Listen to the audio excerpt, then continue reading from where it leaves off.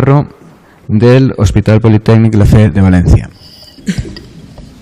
Buenos días. La colitis isquémica es la forma más frecuente de isquemia intestinal, llegando a constituir hasta el 60-70% de todas las causas de isquemia a este nivel.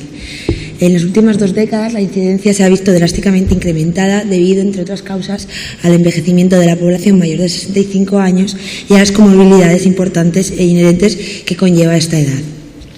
A pesar de ser un motivo cada vez más frecuente de atención en los servicios de urgencia, continúa teniendo un bajo índice de sospecha y diagnóstico inicial y, por tanto, es una entidad infradiagnosticada en los servicios de urgencias, en muchos casos. Por ello, en nuestro centro decidimos llevar a cabo el siguiente estudio con el objetivo de describir las características epidemiológicas, clínicas, analíticas de una población de pacientes con colitis isquémica. Y para ello analizamos los factores por otro lado, analizar los factores predictivos de evolución desfavorable. Para ello llevamos a cabo el siguiente estudio, que se trata de un estudio observacional, retrospectivo y descriptivo llevado a cabo en nuestro centro. Se incluyeron 100 pacientes con diagnóstico probable o definitivo de colitis isquémica según criterios de Brand. Y estos pacientes se recogieron entre enero de 2011 hasta enero de 2015. Para ello se registraron variables demográficas, clínicas e histológicas.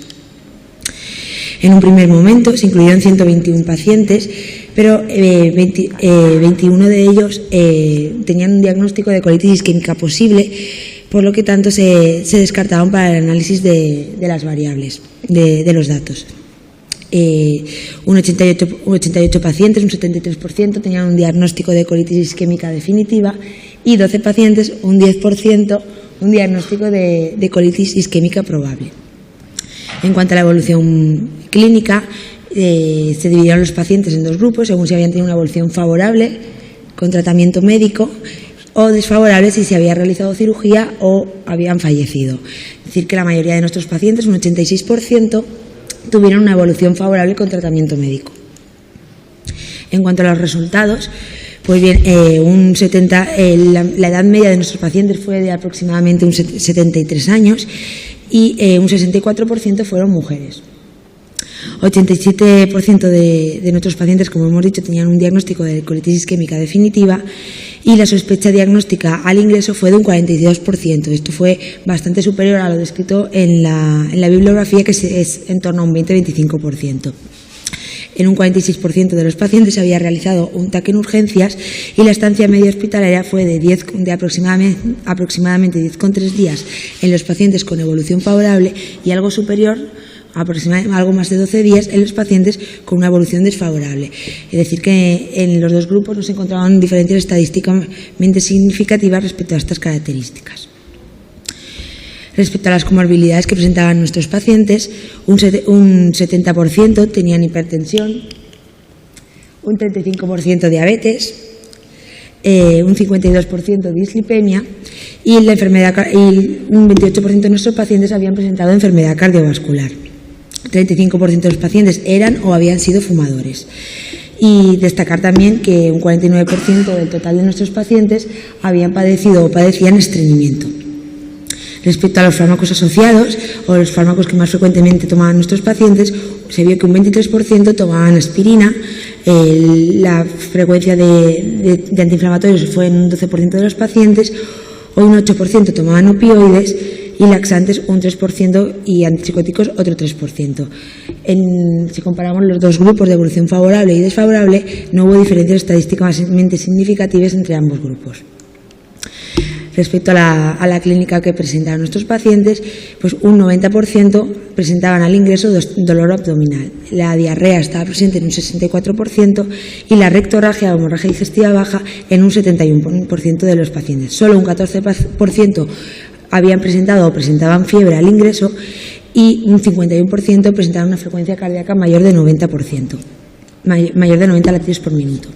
Respecto a los datos analíticos, pues destacar que lo que más se encontró fue una leucocitosis, que la media fue de algo superior a 16.000, y una PCR elevada superior a 70, una media de 70.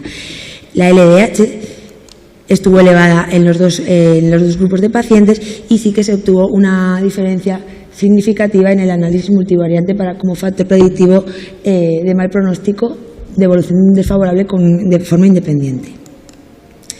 Respecto al segmento afectado en la colonoscopia, bueno, pues 88 de los 100 pacientes se logró hacer una colonoscopia y el tiempo de media para la colonoscopia fue menor de 48% en un 26% de los pacientes.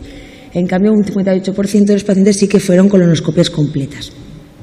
Los segmentos afectados más frecuentemente fueron el colon descendente, casi en un 58% de los pacientes, el sigma casi en un 49% de los pacientes y el transverso en algo más del 20% de los pacientes. Respecto a los segmentos afectados, hubo una concordancia con el TAC del 88%.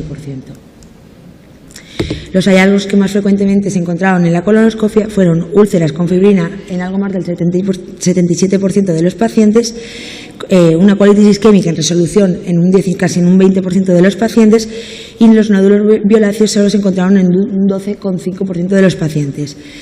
Cuando se analizaron en anatomía patológica las muestras, hubo cambios histológicos compatibles con colitis isquémica en un 93% de los pacientes.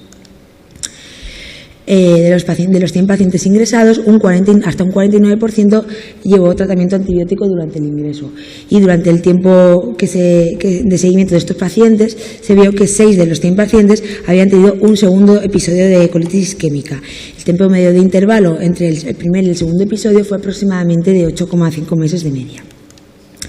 Como conclusión, es decir que la presentación clínica, la evolución y las tasas de recurrencia baja de la colitis isquémica en esta serie fueron similares a las descritas en la literatura. Sin embargo, la tasa de sospecha inicial fue superior a la descrito. La mayoría de los pacientes, 86%, tuvieron una evolución favorable con tratamiento médico y la elevación de la LDH resultó la única variable con valor predictivo independiente de evolución desfavorable. Muchas gracias.